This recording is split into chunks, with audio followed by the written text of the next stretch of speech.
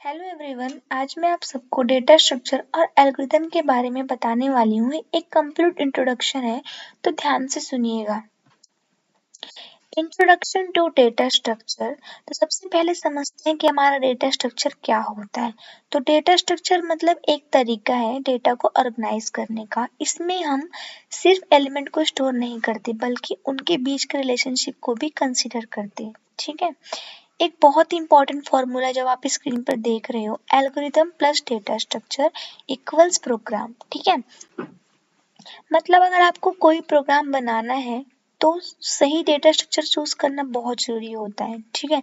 Data structure की वजह से डेटा को एफिशिएंटली स्टोर और रिट्रीव करना पॉसिबल हो जाता है। ये परफॉर्मेंस इंप्रूव करने में बहुत इंपॉर्टेंट रोल प्ले करता है।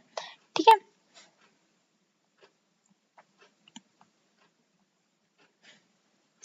अब हम डेटा स्ट्रक्चर का क्लासिफिकेशन देखते हैं। तो डेटा स्ट्रक्चर को मेनली 2 कैटेगरीज में डिवाइड किया जाता है। पहला है लीनियर डेटा स्ट्रक्चर। इसमें एलिमेंट मतलब एक सीक्वेंस में अरेंज होते हैं, मतलब एक के बाद एक। एग्जांपल ले लो, आपकी ट्रेन की जो कोच होती है, मतलब एक के बाद एक अरेंज होती है। ठीक है।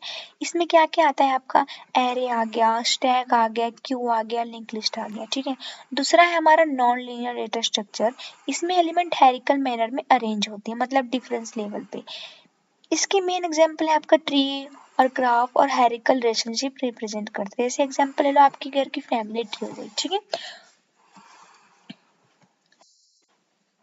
अब हम देखते हैं टाइप्स ऑफ डेटा स्ट्रक्चर। ठीक है। सबसे ऊपर 2 मेन कैटेगरीज दी गई हैं। पहला है प्रिमिटिव डेटा स्ट्रक्चर, दूसरा है नॉन प्रिमिटिव डेटा स्ट्रक्चर। ठीक है। यहाँ पे आप देख सकते हो, इस अच्छे से एक बार देख लो, आपको समझेगा। तो प्रिमिटिव स्ट्रक्चर में है इंटीजर, फ्लोट, कैरेक्टर और पॉइंटर। ये क्या है, बेसिक बिल्डिंग ब्लॉक है। ठीक है। और नॉन प्रिमिटिव स्ट्रक्चर में है आपका एरे, फाइल्स और लिस्ट। लिस्ट को आगे क्या है आपका लीनियर और नॉन लीनियर। लिस्ट के आगे क्या है, लीनियर नॉन लीनियर। इन्हें डिवाइड किया गया है हमारे नॉन प्रिमिटिव में। लीनियर में स्टैक, क्यू आते हैं और नॉन लीनियर में ट्री और ग्राफ आते हैं। ठीक है। चलो अब देखते हैं हम कि प्रिमिटिव डेटा स्ट्रक्चर को क्या होते हैं। तो प्रिमिटिव स्ट्रक्चर वो बेसिक स्ट्रक्चर है जो डायरेक्टली मशीन से इंस्ट्रक्शन पे काम करते हैं। डिफरेंट कंप्यूटर पे इनकी रिप्रेजेंटेशन अलग हो सकती है। तो 4 मेन टाइप है इसका। पहला इंटीजर। तो इंटीजर होल नंबर के लिए यूज होता है, फ्लोट डेसिमल नंबर के लिए और कैरेक्टर सिंगल लेटर के लिए। ठीक है। और पॉइंटर क्या है आपका, मेमोरी एड्रेस के लिए। अब इसके की फीचर्स की बात करें तो क्या की फीचर्स है। पहला की फीचर्स है, ये बेसिक बिल्डिंग ब्लॉक है। ठीक है। मतलब डायरेक्टली मशीन पे ऑपरेट करती है ये, और ये प्लेटफॉर्म डिपेंडेंट होती है और कॉम्प्लेक्स स्ट्रक्चर के फाउंडेशन है हमारा। इसका की फीचर्स है प्रिमिटिव डेटा स्ट्रक्चर की। अब हम बात करते हैं कि नॉन प्रिमिटिव डेटा स्ट्रक्चर क्या है। ये ज़्यादा ना कॉम्प्लिकेटेड स्ट्रक्चर है जो प्रिमिटिव स्ट्रक्चर से ड्राइव होते हैं, मतलब उनसे बनते हैं। इनका मेन फोकस है सेम या डिफरेंट डेटा आइटम को उनके रिलेशनशिप के साथ ग्रुप करना। ठीक है। लेफ्ट साइड पे देखो क्या लिखा है आपका, लीनियर डेटा स्ट्रक्चर। इसमें एलिमेंट्स पर्टिकुलर ऑर्डर में अरेंज होते हैं, सीक्वेंस में। तो इम्प्लीमेंट करना बहुत इजी होता है। राइट साइड में आपका नॉन लीनियर डेटा स्ट्रक्चर। इसमें मतलब एलिमेंट्स होते हैं हायरार्किकल मैनर में अरेंज होते हैं। जैसे कि एग्जांपल आप लोग ले लो इसका, नॉन लीनियर का आपका आ गया ये ट्री आ गया और ये ग्राफ आ गया। ठीक है।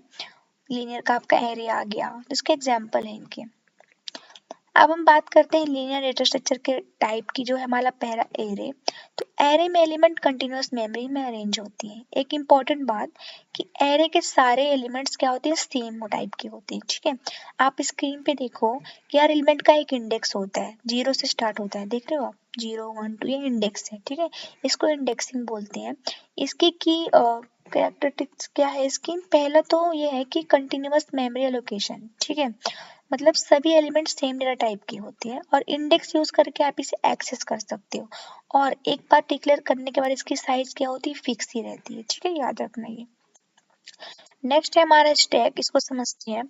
स्टैक में एक स्पेशल प्रिंसिपल फॉलो करता है जिसको बोलते हैं लीफो, मतलब लास्ट इन फर्स्ट आउट। जो एलिमेंट सबसे लास्ट में डाला वही सबसे पहले निकलेगा। जैसे आप मान लो आपके घर में आप प्लेट रखते हो, के ऊपर एक के रखते हो, तो सबसे ऊपर वाली प्लेट ही पहले निकालते हो, तो वही आपका ये आ जाता है स्टैक में। ठीक है। तो स्क्रीन पे देखो, प्लेट की पिल्ले की तरह है। ठीक है।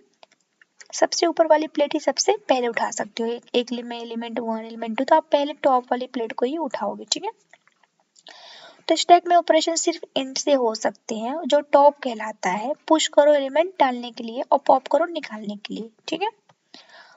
नेक्स्ट है हमारा क्यू डेटा स्ट्रक्चर। तो क्यू उसका स्टैक का अपोजिट है। इसमें फीफो प्रिंसिपल फॉलो करता है, मतलब फर्स्ट इन फास्ट आउट। जो एलिमेंट पहले जाएगा वो पहले निकलेगा। जैसे एग्जांपल समझो, आप टिकट काउंटर पे जाते हो तो लाइन लगाते हो, तो जो पहले आता है उसको ही पहले टिकट मिलेगी ना, तो वही आपका क्यू हो जाता है।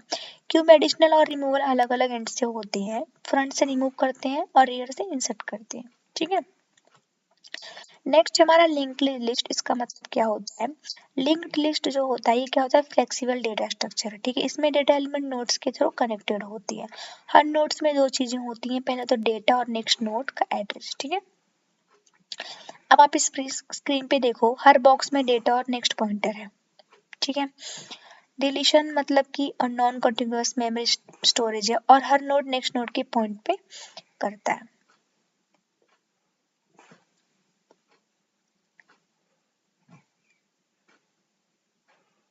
इसके की फीचर्स क्या है? हमारा डायनेमिक साइज है, इफिशिएंट इंसर्शन और डिलीशन होता है यहाँ पे। ठीक है। अब बात करते हैं ग्राफ की। तो ग्राफ क्या है?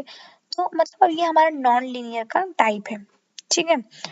तो ग्राफ में हर नोड को वर्टेक्स कहते हैं, और हर वर्टेक्स के थ्रू दूसरे वर्टेक्स से कनेक्टेड होता है। अब डायग्राम में देखो, ए बी सी डी है, क्या है? वर्टेक्स, और वो सब इससे कनेक्टेड है। ये नेटवर्क जैसा स्ट्रक्चर बनाता है।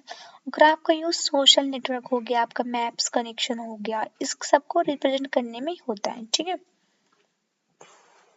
अब ट्री की बात करें तो ट्री भी ग्राफ की तरह है, लेकिन एक इम्पॉर्टेंट डिफरेंस इसमें क्या है कि ट्री में दो वर्टेक्स के बीच सिर्फ एक ही एज हो सकती है, मल्टीपल एज नहीं हो सकती। ठीक है। डायग्राम देखो, सबसे ऊपर रूट नोड है, दिख रहा है आप लोग को? नीचे उसके चिल्ड्रन बने हैं। तो ये क्या हेरिकल स्ट्रक्चर है। जैसे आपका फाइल सिस्टम हो गया, ऑर्गेनाइजेशन चार्ट्स हो गया, फैमिली ट्री हो गई, तो सब में ट्री स्ट्रक्चर यूज होता है। अब हम बात करते हैं लीनियर वेस्ट नॉन लीनियर कंपैरिजन की। तो आप टेबल में देख सकते हो, तो पहला कंपैरिजन क्या है कि जो लीनियर होता है वो सीक्वेंट ऑर्डर में होता है, मतलब एक के बाद एक। और नॉन लीनियर क्या होता है? हायरार्किकल में होता है। ठीक है। नेक्स्ट है आपका जो लीनियर होता है वो कैसे सिंगल लेयर में प्रेजेंट होता है, और जो नॉन लीनियर होता है वो डिफरेंट लेयर में प्रेजेंट होता है। लीनियर को मतलब आप क्या सिंगल ट्रांसफर कर सकते हो, और इसमें मल्टीपल रन्स ट्रांसफर के लिए लगता है। लीनियर में डेटा साइज के साथ बढ़ती है, और नॉन लीनियर में सेम रहती है। ठीक है। इसका एग्जांपल देखो, आपका एरे, स्टैक, क्यू, इसमें ट्री, ग्राफ, मैप। ठीक है। अब डेटा ऑर्गेनाइजेशन की बात करते हैं, कॉन्टिग्युअस स्ट्रक्चर की। मतलब कि कॉन्टिग्युअस में डेटा साथ साथ मेमोरी में स्टोर होती है। एरे इसका परफेक्ट एग्जांपल है। ठीक है। स्क्रीन पे देखो, ए बी सी डी सब एडजेसेंट मेमोरी में एक के बाद एक लगे हैं। इसका बेनिफिट्स क्या होता है कि फास्ट एक्सेस यूजिंग इंडेक्स कर सकते हो, बेटर कैच परफॉर्मेंस मिलती है, लेकिन साइज इसकी क्या रहती है? फिक्स रहती है। ठीक है। की फीचर देखो आपका क्या है, जिसमें मैंने आपको बताया भी वही है। ठीक है। नेक्स्ट है हमारा नॉन कॉन्टिग्युअस। इसको समझते हैं। नॉन कॉन्टिग्युअस स्ट्रक्चर में डेटा स्प्रेड होता है, ठीक है, लेकिन सब लिंक्ड होते हैं पॉइंटर के थ्रू। लिंक लिस्ट इसका बेस्ट एग्जांपल है। मतलब कि मान लो नोड्स मेमोरी में कहीं भी हो सकते हैं, लेकिन पॉइंटर से कनेक्टेड रहते हैं। इसके बेनिफिट्स क्या है कि डायनेमिक साइज रहता है इसका, एफिशिएंट इंसर्शन और डिलीशन है, जब तक चाहिए तब तक मेमोरी लोकेट कर सकते हो आप। ठीक है। इसके की फीचर्स हैं।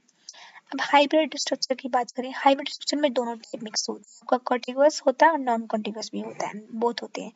एग्जाम्पल इसका डबल लिंक लिस्ट, जो एरे यूज करके इम्प्लीमेंट किया गया है। ठीक है। एरे डी में डेटा है, देख रहे हो आप। एरे पी में प्रीवियस पॉइंटर है, एरे एन में नेक्स्ट पॉइंटर है। तो ये एडवांस टेक्निक है जब स्पेसिफिक रिक्वायरमेंट हो। ठीक है।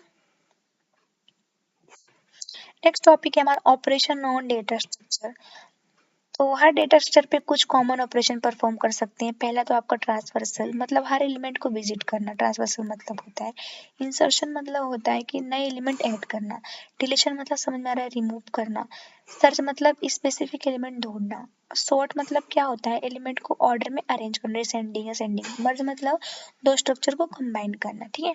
और नेक्स्ट आ गया अपना कॉपी, मतलब डुप्लीकेट बनाना। ये सब ऑपरेशन हर डेटा स्ट्रक्चर सपोर्ट करता है अपने अपने तरीके से। ठीक है। अब एप्लीकेशन की बात करें तो डेटा स्ट्रक्चर के रियल वर्ल्ड में बहुत यूज है। पहला तो आपका डेटा स्टोरेज, मतलब डेटाबेस में इफिशिएंटली डेटा स्टोर करने के लिए डेटा वो होता है, ठीक है। नेक्स्ट है आपका डेटा एक्सचेंज, मतलब एप्लीकेशन के बीच डेटा शेयर करने के लिए हमें टीसीपी आईपी पैकेट्स चाहिए होते हैं। फिर आपका है रिसोर्स मैनेजमेंट, मतलब ऑपरेटिंग सिस्टम में फाइल मैनेजमेंट होगी आपकी, मेमोरी एलोकेशन हो गई, प्रोसेस शेड्यूलिंग के लिए यूज होता है। फिर स्केलेबिलिटी, मतलब बिग डेटा एप्लीकेशन में डिस्ट्रीब्यूटेड स्टोरेज मैनेज करने के लिए होता है। तो ये सारा हमारा एप्लीकेशन थी। अब एडवांटेज की बात करूँ तो पहला एडवांटेज है कि इफेक्टिव स्टोरेज, मतलब डेटा एफिशिएंटली स्टोर होता है। दूसरा है आपका इजी रिट्रीवल, मतलब डेटा आपका जल्दी मिल जाता है। फिर और क्या है, एफिशिएंट प्रोसेसिंग, स्मॉल या बिग डेटा दोनों एफिशिएंटली हैंडल हो जाते हैं, मैनिपुलेशन में इजी हो जाता है। और इससे प्रोग्रामर का टाइम बचता है, वेल ऑर्गेनाइज स्ट्रक्चर है, प्री डिस्टेज है, मतलब डायरेक्ट यूज कर सकते हो विदाउट रिसर्च के। सबसे इम्पोर्टेंट बात की कोड रियूजेबिलिटी, मतलब एक बार लिखो और बार बार यूज कर सकते हो आप, ठीक है। तो ये हमारा पूरा आज इंट्रोडक्शन था डेटा स्ट्रक्चर का। तो अगर आपको ये लेक्चर पसंद आया होगा तो प्लीज़ लाइक शेयर कमेंट जरूर करना। नेक्स्ट लेक्चर में हम नेक्स्ट पार्ट के साथ आएंगे। Okay, bye.